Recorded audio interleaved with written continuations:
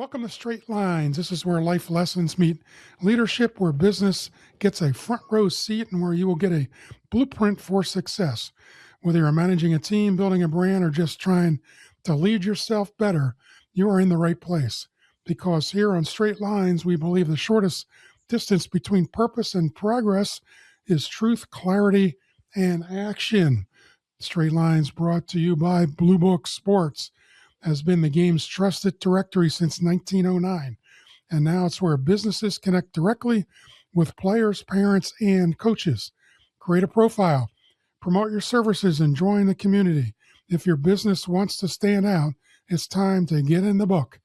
Download Blue Book Sports today from Apple or Google Play. Very excited today to have this young man on who's carving out quite the niche in the youth world for sure, but was a heck of a player, by the way. So, I remember Governor Mifflin, correct, Zach? You were there, Yeah. and then on to Alvernia University, where he played for his father, who's going to be a Hall of Fame coach in his own right. And then we'll talk about some of the journey, but ended up in the big leagues with the New York Mets. Also played overseas in Japan and Korea. Also winter ball in the Dominican Republic. I saw a couple of Dominican Winter League games. That was pretty good. Oh It yeah. was quite the difference. So, but anyway, I'm pleased to have with us today Zach Lutz. Thanks for coming Thanks, on, Tim. buddy. Thank you. It's an honor. Appreciate it. We'll have a good time. Um, so, we'll go through all this. I wanted to go through that journey to the big leagues, if you will. So, high school to your dad at Alvernia, and between then and the New York Mets, what did it look like? Well, I think my path was a lot different than a lot of other people because growing up with your dad being a college coach, you're always around the game, right? So even at a young age, at 11, 12 years old, I was out there practicing with the college team. So even when I got to middle school, I was out there taking infield, outfield with the team prior to games. So I always kind of felt like I was a step up on the competition just because of that. So um, I went to Governor Mifflin High School, graduated there in 2004. But coming out of high school, I had a lot of big Division I interest. Whether it be University of South Carolina, it was Notre Dame, there was Stanford. But for me, I always knew in my heart that I wanted to play for my dad at Alvernia. So a lot of people were kind of caught off guard when I decided to not go Division I and go Division III.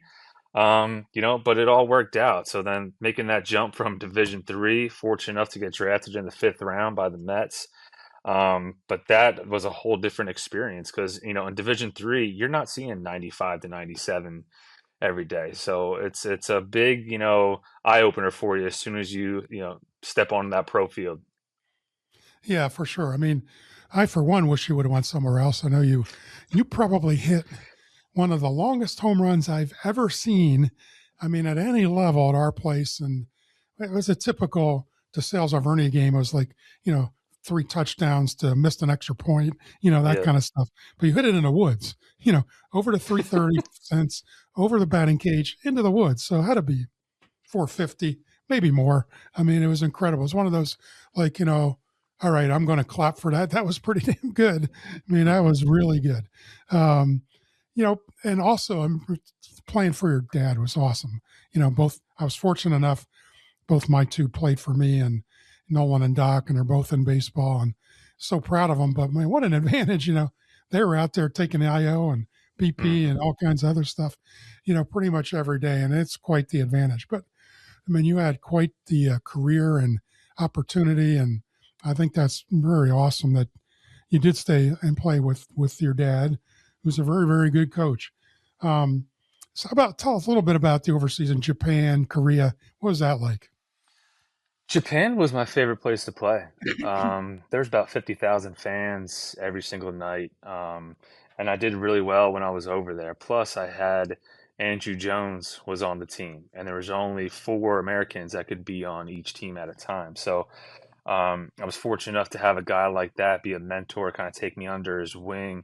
And I just learned so much, from the Japanese with how they go about with their practices and how they fine tune all their fundamentals and the development. Like it's so much different over there than it is here. Here in the States, I feel like everything is always rushed. Everything is rush, rush, rush, get it done. Where over in Japan, they focus more on the practice and the skills and the development, all that type of stuff. Where here, like I said, it's about how many games can we play. And the focus is more of just, all right, I'm going to do whatever I can right here, and I'm going to go out on the field. Where over there, practice, practice, practice, and doing the little things, not these gimmicky drills that we see on the internet all the time here, but just the normal routine, but fine tuning it.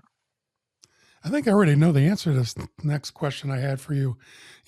When did the light bulb go on from, development, which you pretty much kind of touched on, into instead of, the performance, development over performance. And which is that thought, remember the movie Mr. Baseball, Hmm. you might be the next Tom Selleck starring in the new version of Mr. Baseball.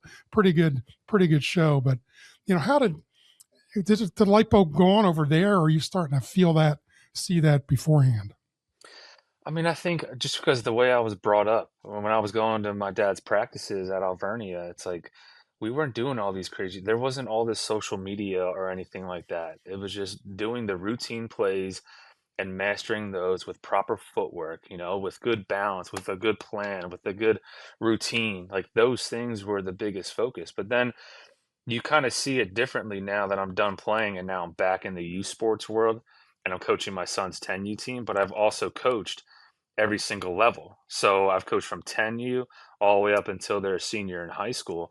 So I see it, I see it how it is. And I don't think a lot of people have that kind of credibility to them where they played for a college coach, like my dad, and then played at the big leagues, played overseas. Now comes full circle where I'm back coaching youth, coaching my son, and I see how it is, and I see how crazy it can be. It really is. Favorite big league player that you teammate? Who do you like? Oh, Who's oh, David Wright by yeah, far. I agree. Such a great mentor. Yeah. Yeah, I think he's a Hall of Famer as well down the road. And always, I'm not a big Mets fan, to be honest with you. I Hmm. never, growing up as a kid, I think they came on the scene in the early 60s and never liked the blue and the orange. And wait a minute, I like the Yankees, right? So, Hmm. uh, I think but all the players from like the '86 Mets team that won it, like they were all my coaches coming up through the system. oh, We had wow. Tim Tuffle, Mookie Wilson, Wally Backman, had all those guys. So Yeah. it was great. Yeah, that's pretty cool.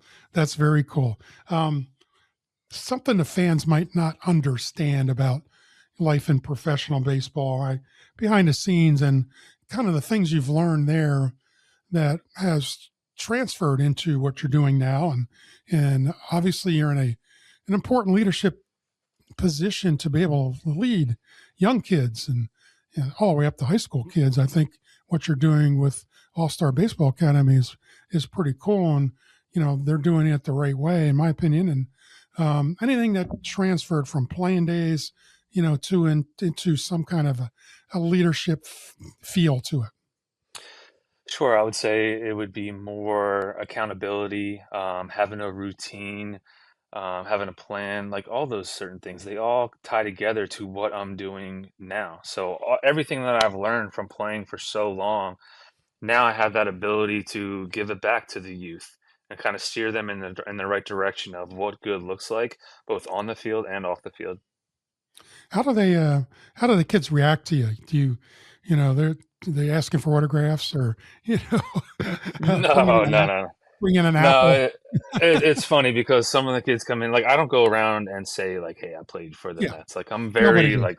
I'm very low key with all of that. Like I don't Yep, say anything. And yep. it's funny, some of the kids will come in like, Coach Lutz, I bought your baseball card on eBay for $30." And I was like, "Well, you sure as heck overpaid for that. That's for sure." You know?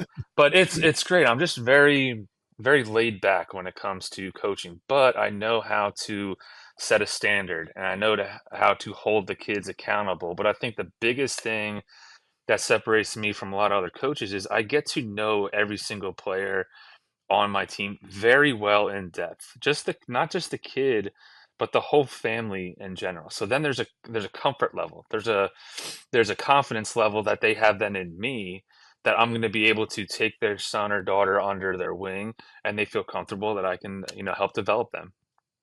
Any interest, Zach, in following in your dad's footsteps, being a college coach, or getting that, or pro ball? Any interest in going that way?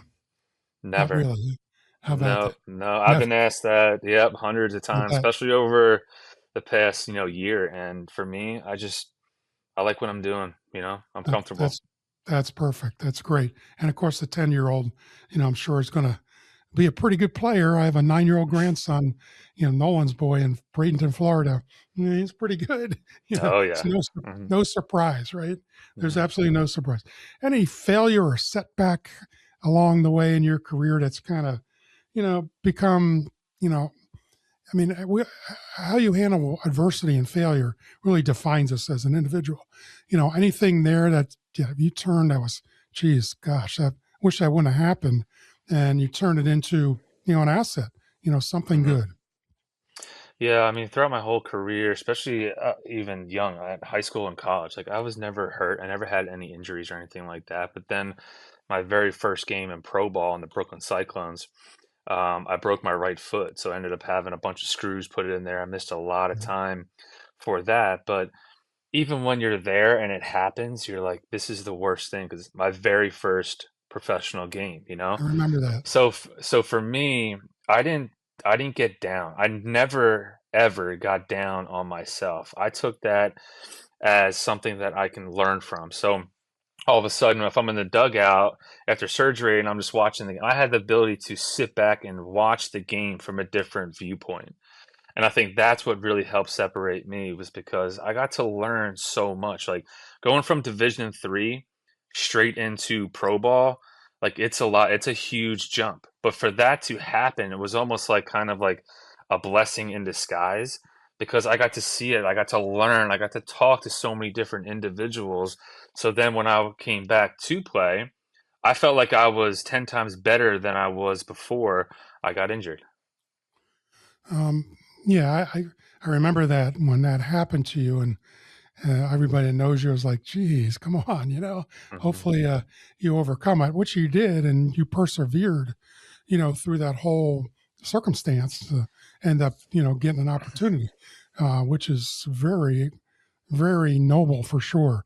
There's probably a spot somewhere, Zach, where you realize, I can make an impact here much more after playing my playing days than I was during. Was there an aha moment for you, when that light went on? Yeah, as soon as you get done playing, like you put your whole life evolved around baseball and making it to the big leagues. Like that was always my dream. So then when you get there, and then when it's all said and done, everybody goes through it and they think, okay, well, what's next, right? Like for me, I never wanted to get into real estate or anything like that. For me, my love was always around baseball because that's how I was brought up, So then when you take a step back and you're like, okay, I figured out what my why was just by Mm. going and starting at All Star and having such a positive impact on those kids. But it also took, 5, 6 years of doing lessons, of coaching teams to be like, man, like, okay, I can really take this with what I'm doing here and take it to another level. Yeah, and you are doing that. Social media has been a big friend to you, I think, so far, and we're going to definitely talk more about that. Um, any memorable moments in your college playing days other than hitting a mammoth home run in Center Valley? Anything Well, that pops in your mind? I I think mean, you played, that we were you there with Wrecker? I think you were before Wrecker, right? no, A we little were bit. my freshman year. It was I hit three and Record hit four. Okay, another Yeah. major leaguer, Anthony Wrecker, catcher. Hmm. Yep, Yeah. and we played on the same team with the Mets in the big leagues too, so that was Oh pretty wow, how about wild. that? But it's funny, like even that home run at the sales that you were talking about, like I had a little chip on my shoulder because my dad got thrown out in that game. You did. So Yeah, you my did. my dad's hanging out on the field on the The out in bank. the parking lot, yeah, out in the bank on like right center. And Yeah. I'm like, okay. And it started to get like I just loved competing. Like you guys had such a great team. We had a great team, but I love to compete. So there, I think I was like a first pitch fastball or something, and the guy was whoever it was throwing hard too, and I was like, I'm just gonna cheat a little bit and get the barrel out there, and next thing you know, good things happened from it. But I mean, throughout my whole college career, it was just it was a great learning experience for me. But it was also when I went and played summer ball too. Summer ball was always the biggest eye opener for me because I always wanted to challenge myself. So I was in the ACBL. I went to the SCBL and always did very well. And those got Player of the Year the one year. So those are the things that kind of really helped me. So even when I got back into to college and then getting into pro ball, like I was a little bit more comfortable. Yeah, I think, and for folks out there, there's a lot of good teams in Division III baseball. Your dad, I mean, our club was pretty good. And I always tell people don't evaluate by division. And one of the ways, we had 13 kids play pro ball, I think. None got to the big leagues, but they could go away in the summer. Right? They could stay close home if they wanted to, and then go away in the summer and do well. Hmm. Which we had many of those types of kids, and they excelled. The danger now is though you go away and you get picked. The name, likeness, Hmm. image likeness stuff. Man, you just get poached, which is a really scary part for sending your better players off their Division III club to the Valley League or anywhere else that you had mentioned too. It's like, boy, that's a little bit of a danger, and I think people are having some second thoughts, and that's unfortunate. Again, the NCAA needs to kind of figure some of this stuff out. Visiting here with Zach Lutz, who's had quite the career already and carving out a new niche as a teacher. If you're enjoying straight lines and the conversation we're having, I would love to bring that same energy to your organization. I speak to teams, conferences, schools, and groups about leadership, resilience, and living a life that will cast a large shadow. If you're looking for someone who connects, encourages, and inspires you with real life stories that matter, I am available for your keynote and special events. Please reach out to me at CoachTimNeiman.com. I would be honored to serve your group. We're back again with Zach Lutz, and his transition. Talked a little bit about his playing days, which were really good. Got to the major leagues with the New York Mets, played overseas, Japan and Korea. Now carving out that new niche in his life is maybe it's a calling, if you will, teaching young players, young kids, educating families, I would suspect as well, into, playing a game the right way. I mean, there's so much delusion out there. And the travel baseball world, the youth baseball world, even in high school, deserve and need your kind of expertise and your kind of vision. All right, so let's talk about Let's Go, which is I think is awesome. Um, follow you on LinkedIn. We're friends, and I think the stuff you do is really cool and much needed, as I mentioned. And we touched a little bit on this already, but what was there a specific problem that you were seeing that maybe people were missing or probably more so ignoring? I think you touched on it there with the delusion of a lot of it, you know? And for me, I went to a Division III school and I put in that hard work and that dedication and having that routine and I made it to the major leagues. Like I think that's the biggest eye opener for a lot of these families is like at 10 years old, they're thinking my son or daughter is going to be going Division 1. They're going to be going to LSU. And it's like for me, I just come in with Let's Go, and Let's Go is more of a mentorship. It's consulting, it's advising for families, for organizations, for coaches, for players, for everybody that just wants a little bit of guidance throughout this whole process of what's going on, you know? And I think I'm just having a blast with it because, like you said, like you kind of find out what your calling is. And for me, going all the way up through a system, playing at the highest level, now coming back and seeing how it is, I can steer people in the right direction. Hey, you touched on this earlier, and this will be, we could spend the rest of the show probably on this stuff. The training methods and the models and some of the, quite frankly, silly stuff that we see on social media. And again, social media can be a friend or an enemy. And I think it's up to individuals to try to sift it out. And I've said this on other shows. Like I heard Gary Ward talk one time. Your dad might have been there. It was in Cherry Hill, head coach at Oklahoma State, and I heard him talk for 3 hours on hitting. Took a break between two sessions, but my goodness. So his definition of hitting, you'll like this, was a sequential unlocking of body parts to maximize bat speed at the point of contact. And I'm like, yeah, he's right. He's right. Hmm. And at that time, I was going back to coaching American Legion baseball, and I'm like, not sure I can share that, in Hmm. that matter. You know what, fellas? Today we're going to sequentially unlock your body parts. And Gary Ward, one of the best college coaches of all time, Hall of Famer, and a terrific hitting guy. But I think a lot of this is sifting through and having the confidence to sift through what people are presenting. And does this work for me? Does this make sense? Is this going to make me better? Or, maybe I should move on to something else. Your thoughts on all that, and, take your time, because I know this is a good spot for you for specifically. Yeah, everything today, everybody just overthinks everything. For me, I just try to make it as simple as possible. So for me, growing up, like when I would always go down to the Mountain playground. I grew up in a small town, so I'd go down to the Mountain playground, but then I would put like different targets in the batting cage, whether it was hanging like a metal chair or something, whatever it was. But that would be my focal point of what I would try to hit. So even when I was growing up, like being like 9, 10 years old, I would pull a lot, right? I was always like pull happy because I was bigger than a lot of these other kids.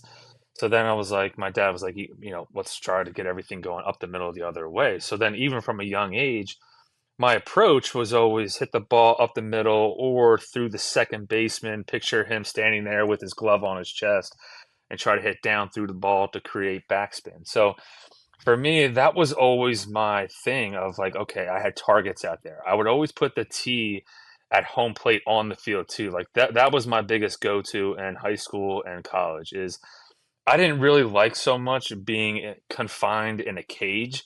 I liked putting the tee at home plate because I wanted to see that ball travel.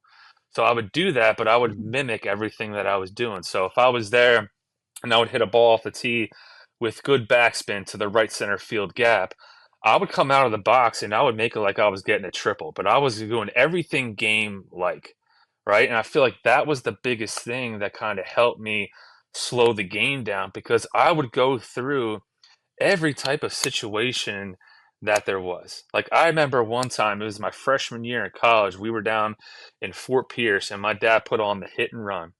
He put on the hit and run, and I hit about a 17 hopper through the right side that ended up going and got the guy over from first to third. But that's because I've worked on that stuff all the time, high up and in, pulling my hands in and working the ball to where it needs to go. Like it's a hand-eye like conditioned sport. So you have to work on all these things. But then these kids with hitting all these heavy balls and you see the water bags and you see all this gimmicky stuff. It's like, okay, I want to see you. You're going to come in with hit with me. Let's put the tee on home plate. I want to see how many times out of 10 you can hit a backspin line drive right back up through the middle. Because if we can't do that consistently, why are we going to move on to anything else? I always work that and then off of that working the other way. And then all of a sudden like I'll teach the kids how to hit the ball inside because there is the proper way to hit that ball inside, right? But I just work on it all the time, but it's just the little things. And that's what I saw over in Japan. It's like, just doing the towel drill. They would do the towel drill all day and night just to work on the proper release point, all that type of stuff, right? So that's where I have, such a passion behind it because I just make it simple. Like I've never once thought about, okay, what are my hands doing here? What is my lower head? I didn't want to think about that. If I had a plan and approach to how to attack it and I did it, everything kind of just fell into place. That's great, and you're right. How about the hit and run? It's like somebody this day and age, you get the hit and run in college, and they don't do it in high school, do it anywhere, and it's like you're speaking another language, right? To look at that Yeah. like you have two heads. I wanted to ask you quick too, you know, two strike approach, if you will, from a mental standpoint, and sometimes a physical adjustment too. We always try to try to, you talk about hitting the ball through a second baseman. If you're right-handed hitter, try to drive the ball in the right center field. Punish the ball. Left-handed hitter, this is two strikes though. Trying to drive the ball left center field, not being too soon on the breaking stuff, right? So Hmm. if he flops you a hanging breaking ball, yeah, I'm right there. I'm on that. I mean, there's one pitch you had to fight off was a fastball in. You had to fight Hmm. off, but because you're looking middle away, middle away. Is that something? What did you do specifically with two strikes, Zach? So in high school is when I really started to fine tune what my two strike approach was because that's what's different. I listened to Albert Pujols. Albert Pujols, one of the greatest hitters of all time. Kids today, they listen to some hitting guru on YouTube that hasn't even played college baseball, you know? So for me, my approach was I would widen out a little bit, I would choke up a little bit, I would flatten that bat in my hand so I could be nice, short, and quick to the ball. My approach was up the middle. I didn't necessarily think right side because then I felt like I was giving up that pitch on middle in, right? Hmm. Because especially in college and pro ball, like they'll get that underneath your hands, right? I don't want to be caught sleeping where I'm thinking, looking middle away. If I'm looking middle away, then all of a sudden I get a fastball in with two strikes. That's a pitch that I can turn on and actually do some damage with. And Hmm. I feel like that's what a lot of these hitting coaches today, they're like, that's their thought process is okay, let the ball travel a little bit more and think right side. Where for me, I just thought middle. Because then middle, if I'm a little bit late, it's going to go to right center. If I'm a little bit early, it's going to go left center. But if I'm thinking all the way going to middle away, I'm going to get beat inside. Yep. I mean, that's pretty good. I actually got that, uh, inherited that from a guy that won a AAA batting title, a long time ago. And that's how he said, I used to back off, close off, and he goes, I'd punish the ball the other way, Hmm. essentially up the middle. And he said, hey, if you miss inside, I'm still good enough to get it because I saw it longer. So, Hmm. I thought that was always pretty good stuff. Um, I want to ask you about, you know, yeah, and the baseball guys in the world, and there are many. I think the biggest compliment I can give any young player or anybody, you know what, that's a baseball guy. That's Hmm. a baseball guy. There's not many of them. There's a lot of athletes playing the game, but there's not many baseball players. And a lot has to do with playing the game the right way, the respect for the game, all that stuff. And you say that too to some people, you got to play the game the right way, doing it the right way. Again, it's another language. What does that mean to you, Zach? Playing a game the right way. And before you answer that, I want to just another thought popped in my head about two strike hitting. As you know, I do a lot of TV color commentating. I did writing for 10 years, 12 years, I don't know, and also now with the Iron Pigs.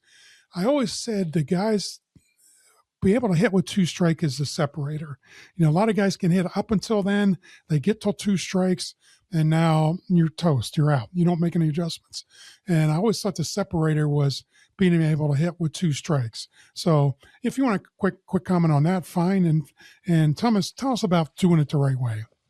So my freshman year of college, I struck out pretty much. I mean, I still hit very high average and power and all that stuff, but I struck out a bunch of times. So my next year and my sophomore year, I got a lot better with it. But then I gave myself this goal of my junior year is I didn't want to strike out the entire season.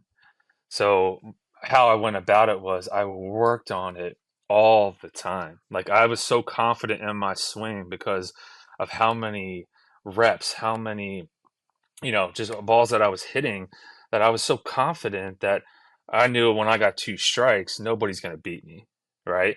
So for me, I think I ended up striking out like three or four times my junior year and walked. I mean, I think I got intentionally walked more than I struck out my junior year. So that's it's different today because even when kids get two strikes, they're still thinking long ball.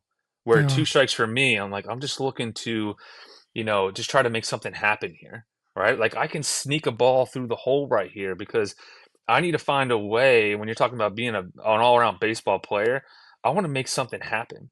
And make something happen, I need to get on base. I don't care if it's an error, it doesn't matter. I just want you to find a way to get on base. Because when you get on base, we are going to create some chaos on that base pass with the way that we steal bases, the way how we are aggressive and all that type of stuff too. So yeah. That's an important part of the game. So touch on doing it the right way, playing the game the right way. What's your Yeah. thoughts? Yeah, if you come in and you work with me, I'm not going to teach you how to be a showcase player at all. I'm going to A lot of teach that. you how to play the game the right way. With, as soon as you step over those white lines and you take the field, you're doing it with a purpose. And I want you to be the the first one out there, and you better be the first one off the field too, sprinting on off the field. But just how you conduct yourself. But then if you work with me or you play on my teams, I'm going to teach you every certain situation that there is. It doesn't matter if you're 9 years old. I do not care. I'm going to teach you all of this stuff. How to turn a double play. My 9U team last year, the amount of double plays, we turned over a dozen double plays. And when you see a 9U team turning a 5-4-3 double play, you're like, That's what is really happening?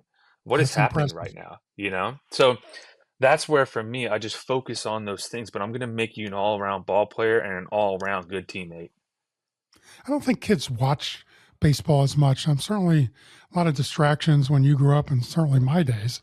Um, I don't think they watch the game. Their attention spans becoming, so limited. You know, I Hmm. wish they would watch more. I remember with my team one time we sat and took them in the library and a video room and watched a World Series game together Hmm. and try to talk about it. Because even with college kids, I mean, they play it because they like to play it, but they don't love it, and we can't make them love it as much as you and I do, or your dad, or anybody Yep. else in the game. You can't, but we can certainly try to teach them the right way and respect. For me, the right way is like you may running off the field, picking up a teammate, not throwing stuff. Hmm. Um, I, I remember I going on don't a recruit. watch.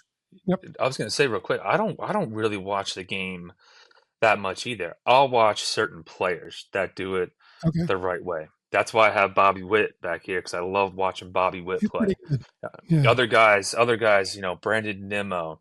I talked about Harrison Bader, Jason Mhm. Hayward. Like those guys, like they are such great teammates and they are an asset to any club, right? Those are the guys that I like watching because how they go about their business. They're not out there. They have such a good name that they're not out there showboating. Like if I'm a parent, I'm saying, hey, watch these guys right here and how they go about their business because Yeah. every team that they're on, they have a good impact, not just for themselves, for that team, but for the whole city too. Everybody rallies around those guys because they see how they are and how they act. Well, that's correct. And you're drawn to them, and hopefully people realize how hard they play. Hmm.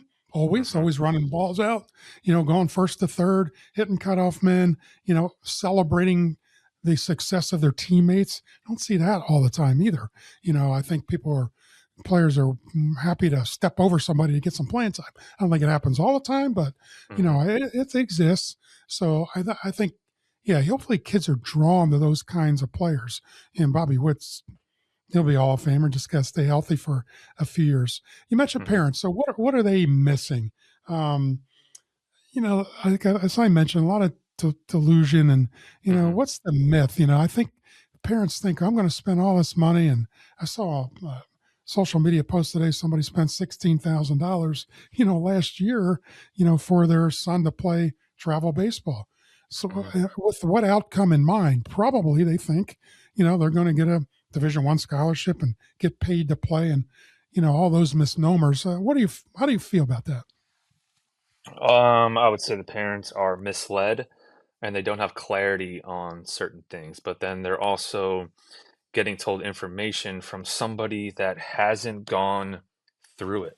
And when somebody is telling you something and they have gone through a system and they know how it is and they're giving that back to you, that is why I created the Let's Go. That's what I talked about earlier here. But they go there and they sign up and you said $16,000. Like that might even be at a Yeah. minimum right now, Right, right. And that's the tough part too, is you sign up for things, but if I'm a parent and I sign my son up for something, I want to know what the plan is.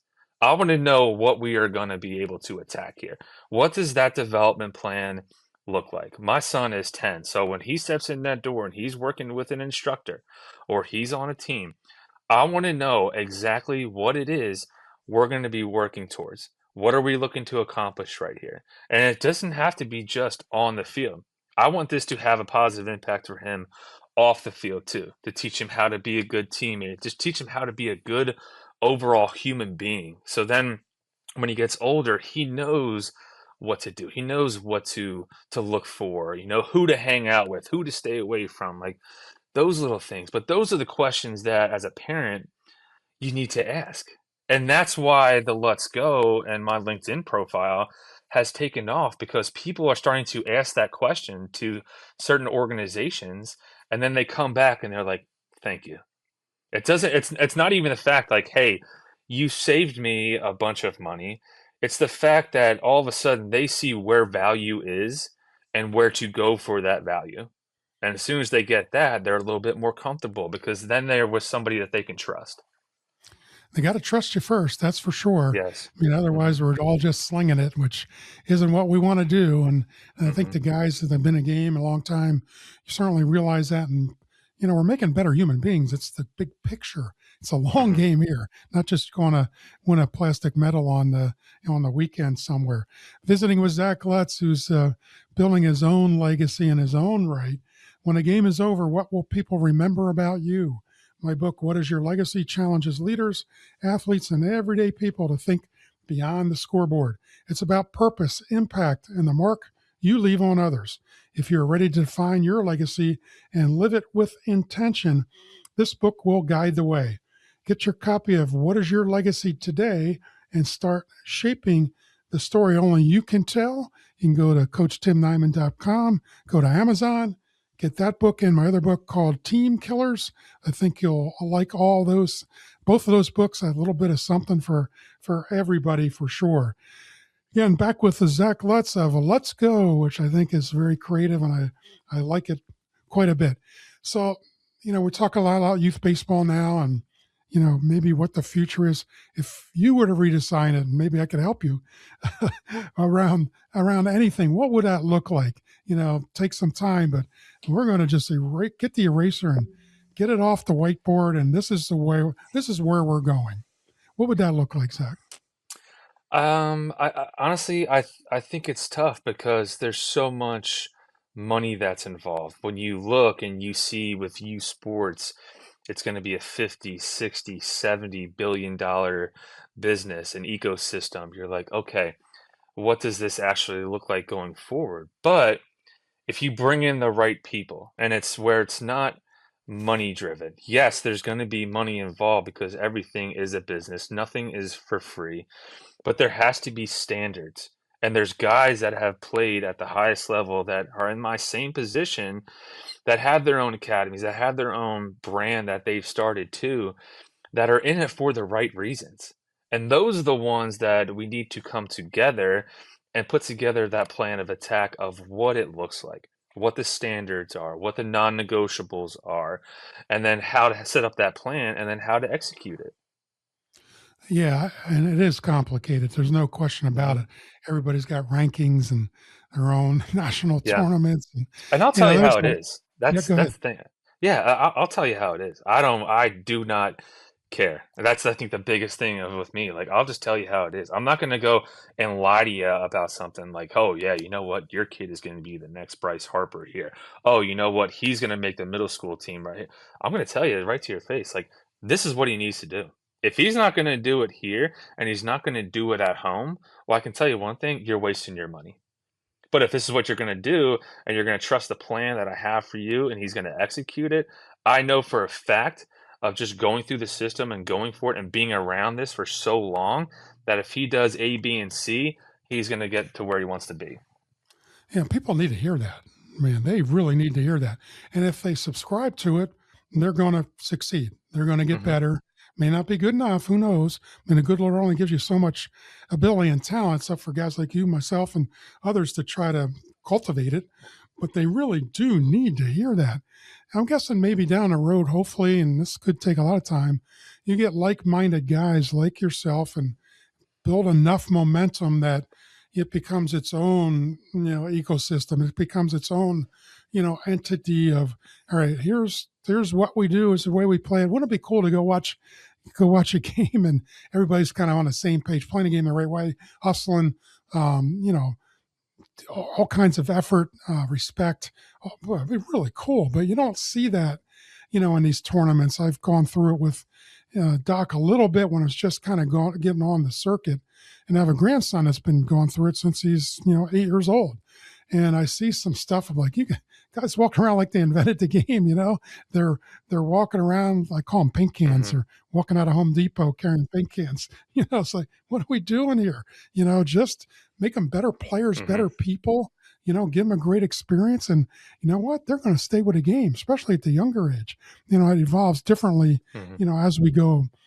As they get older a little bit, but those principles stay the same. Um, and and I don't know if every kid, I think this can be learned for sure. And your dad will know the name Joe Consoli. I spent some time with him with the Pirates, late 80s. And I'll never forget, and I've mentioned this before in the podcast, after all the evaluation is done, find out what kind of a person he is. And it's called makeup to us baseball guys. And it's something that I think also applies to business and leadership and anything. What kind of a person is he? Hmm. Can I trust him when I'm not in the room? So how important, or maybe there's other factors for you too. How important is makeup?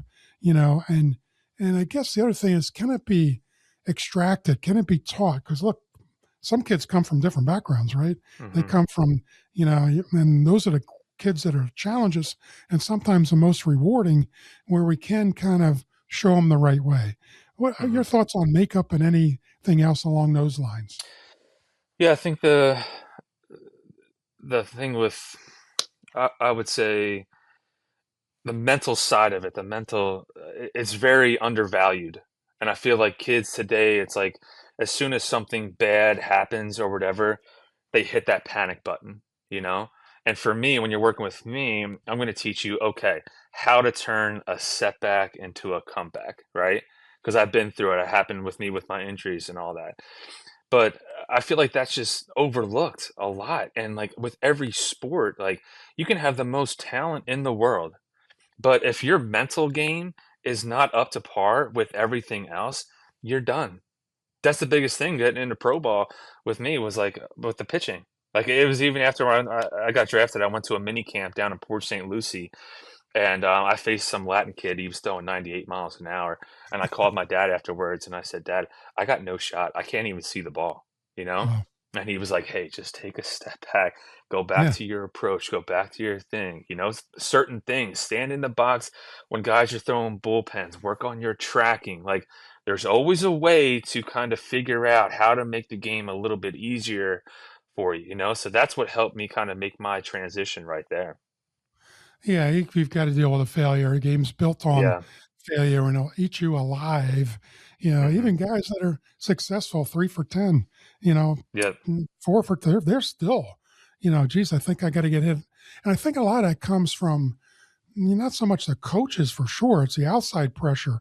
Could be parental, it could be peers, a lot of times Hmm. peers, expectations that are unrealistic sometimes, and dealing with that failure and be able to, overcome it and make taking that setback and making it, something that's positive. That's coaching too. And that's something so important for young players to learn, and any player to learn. And once they learn that, they then can go forward and pretty much anything they do, especially, it's amazing how all these things parallel life in general, right? As you get Hmm. older and you take it away. I mean, like baseball specifically, especially teaches you so many values and life lessons that are transferable into your everyday life. Um, how do you gain the trust of the kids that walk into the academy? Um, how do you define that with them? Get them Hmm. past the 3 for 10s. You know, oh, I went 3 for 10 this weekend. Oh, great. Well, how did the team do? you know, Yeah. uh, how did how do you get past that stuff, and Hmm. how do you define all that? As a coach, you have a duty, you have an obligation to these kids when they are on your team or they come into your facility. So for me, and I touched on it earlier, is you have to get to know every single kid and what makes them tick, how you're going to approach them. Because if I start to raise my voice a little bit to a kid, right, then he might shut down. He might even be like, he might go home. He might get in that car ride home and be like, I don't want to play anymore. But if you get to know them and you know how to approach them and how to handle it the right way, then all of a sudden they're going to feel more comfortable. And then when they get out on the field and they play, it's going to come a lot easier to them and they're not going to be afraid to make a mistake. And there's so much added pressure all the time from the parents to the kids that all of a sudden they get out there and it's like they're already wound up so tight because they're scared to make a mistake. But then all of a sudden, if I get a hold of them and they will start working with me, I know how to kind of alleviate a lot of that pressure so they can go out there and have fun and enjoy the game and play for as long as they possibly can. Yeah, that and you hit one of the big things there is, how many kids walk away from the game because they had a bad experience with a coach, no matter if they're Hmm. talented or not. Our job's to make, have, especially those early ages, make them fun. And I think you've succeeded if they come back the next year or for the next season. I mean, you've Hmm. succeeded, in life. And I think a lot of them get frustrated as well with the transition, from the smaller bases to the bigger bases. I think that weeds some people out. And I've always said, you've got to stay with the skills. And that kid that maybe not as big, is not having a lot of success, but his tools, his skills are great, will surpass the bigger guy that just goes out and has success because he is bigger and he pays no attention to, Hmm. skills and development. And all of a sudden, that other guy just goes right on by him, right? He goes right on by him. Well, I think of it, Zach. How can people best get a hold of you? We got a few more topics to touch on, but how can people best get a hold of you? Just through LinkedIn. It's at Zach Lutz, Zachlutz. People day in and day out shoot me messages on there. I comment back on everybody's post. Yeah, that's where I'm at. I don't have any other social media. I see it because kids come in, they have their phone, Yeah. they show me, and they say, "Hey, look at this drill right here. What do you think?" And I say, "To turn that thing off, get it away from me." You know. But yeah, that's where you can find me. All right, that's perfect. I know you've even said a nice thing about me or two once in a while, but I Of appreciate course. that. Yeah. And you're pretty good. So you had the benefit of dad. So let's assume you did not, and you're a 9 or 10 year old that walked into the facility. What would you tell a younger Zach Lutz that didn't maybe have that benefit? What would you say to yourself? I would say be patient. Like today, everything is rushed. Like there's no, what are we really shooting for here? Like if you're 10 years old and you're going into you're trying to learn the basics, the fundamentals. Like we're not trying to sign a contract with a professional team at age 10. I'm not looking to get some type of endorsement deal, NIL deal at age 11. Like if we're focusing on enjoying the game and teaching and learning the right way. So then when you get out on the field, you're confident. I always go back to the confidence of it because then you're talking about the retention from team after team, year after year. When those kids have that, then you know they're going to come back. And a quick story here, and this is where the kind of light bulb really hit off for me was it was a couple years ago. I took on a one of our futures teams at All Star, and it was in their sophomore year. So the very first year I had them, their coach ended up quitting, so I took over, and the whole entire fall, we did not win a single game. And you can just tell, like the parents and the players, they were all kind of like, okay, what's do we have to go look for somewhere else? But for me, I said, you know what? I'm going to take this on. I'm going to take this head on and let's go, right? So all those kids came in with me throughout the whole winter time and they trained with me. Throughout their spring season, they trained with me. All of a sudden, when we got into the summer, we won about 20 games, okay, with the same group. But then off of that, leading into that fall, we ended up winning 35 games. We were like 35-4. And that was the biggest eye opener for me. It was like, I actually know what I'm talking about. But all that information that I gave those kids is everything that I learned from the great coaches and mentors that I've had throughout my whole entire career. And that's where it was like, oh man, you know what? I can actually do something a little bit more now with what I'm doing. But then you said about going and coaching college baseball or professional baseball. It's like, yeah, do you think I could do that with a college team or whatever and have that type of you don't know, but you also will know a little bit better if you set a standard and you know Right. exactly what these kids and then they trust you and they're like, okay, and then there we go. And all those kids ended up going to play college baseball. I think you would be a fantastic college coach, by the way, and Thank just you. basically with all the, things you're discussing. That's all the culture and the chemistry, and building the trust and the relationships. They'll play the rear ends for you, and I've made a living at that, and they Hmm. certainly did. And I think you know more than I do, but they went out and played hard for me because of all the things that you described. I think Hmm. that's very cool. Do you see? And I think to me, and maybe it just seems this way. Seems like I don't even know what the way term is, majority or most or whatever.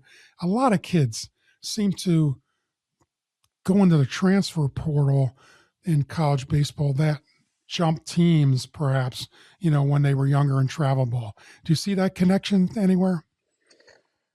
I don't like the jumping around from team to Yeah. team and all that stuff. Like if you want to be good, like just focus on what it is that you have to do in order to get better. Like the same thing I thought about when in college. Like if I'm there and I'm putting in the work and I'm getting better, then other people on the team are going to see what I'm doing. They're going to gravitate towards it. And next thing you know, everybody is getting better. That is the type of environment that I want to see, especially with youth sports now. It's like, why am I jump? Why are kids 10, 11 years old and they played on four different travel teams already? Why am I going into college and all of a sudden I went to the Division I school and all of a sudden I'm sitting on the bench and then I'm like, you know what? Yeah, I'm out. And I'm going to go to Division II. Oh, you know what? I'm sitting on the bench there. Then you're going a whole year. You're going somewhere. You think Division I is it. You're going Division I and you're sitting on the bench. How are you getting any better right there by just sitting on the bench in college baseball? It doesn't make any sense. You're missing out on an entire year, right? And you're jumping from team to team to team. Next thing you know, what's going to happen after college is over and you're out in the workforce?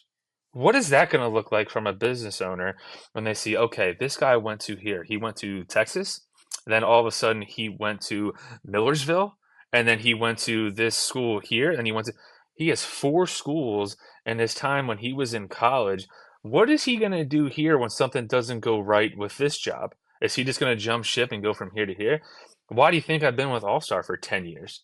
Because I'm there and I'm fine too. I'm like, that's where I want to be. That's what I want to do. I don't jump from place to place to place. I'm there and I'm going to make that place better. Yeah, that's wonderful. I mean, you're exactly right. And I think, the kids in the portal are the ones, a lot, I can't say all, could be other circumstances, didn't have a good experience, coach, whatever, but a majority of them I would feel comfortable saying it was okay when they were 10, 11, 12. And certainly when they get into the high school level, that, everybody thinks the grass is greener, and you, my friend, are making the grass really green where you're at. And that's Hmm. exactly what you're talking about. It's exactly what people should, aspire to do, and make that the best place. And like you said, let's make my teammates better. I mean, Hmm. isn't what a great thing to see?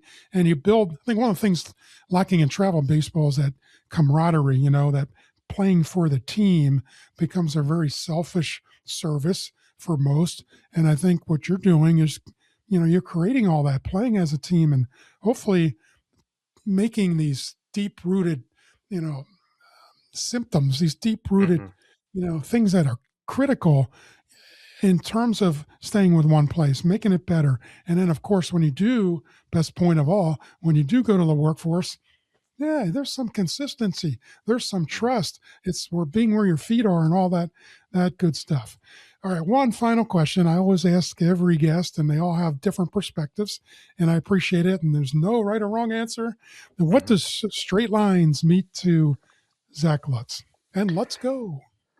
Straight lines is that clarity from point A to point B. So for me, It thinks about, okay, what does that plan look like?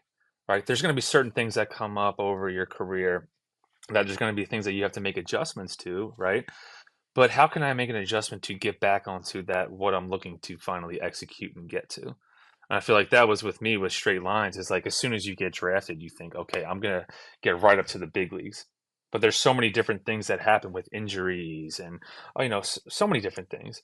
But then you have to find the way to come back and persevere through different things. But those type of things are what gets you better in order so when you get to point B, you're in a better spot. That's perfect. And that's exactly right. The path to success certainly is not a straight line. A lot of bumps and turns and curves and potholes. How fast can you change a tire and get back on the highway? Hmm. That's a lot of, what that means. And I think I try to transfer that into the business world as well. It's the same thing. We just got to fix it and keep going and keep our eyes on the goal. Um, really enjoyed this today. Thank you for joining me on Straight Lines, where leadership lessons meet the game of life. If you enjoyed today's show, share it with your friends and colleagues. Subscribe and connect with me on social media for more insights. And if you want to dive deeper, check out the two books, What is Your Legacy and Team Killers. Please visit CoachTimNeiman.com and check out our YouTube channel at the Neiman Legacy Network. Until next time, lead with clarity, play with purpose, and keep those lines straight. Zach Lutz of Let's Go. Really enjoyed the conversation today. Thank you very, very much, for coming on with me. Thanks, Sam. Always an honor. Appreciate you.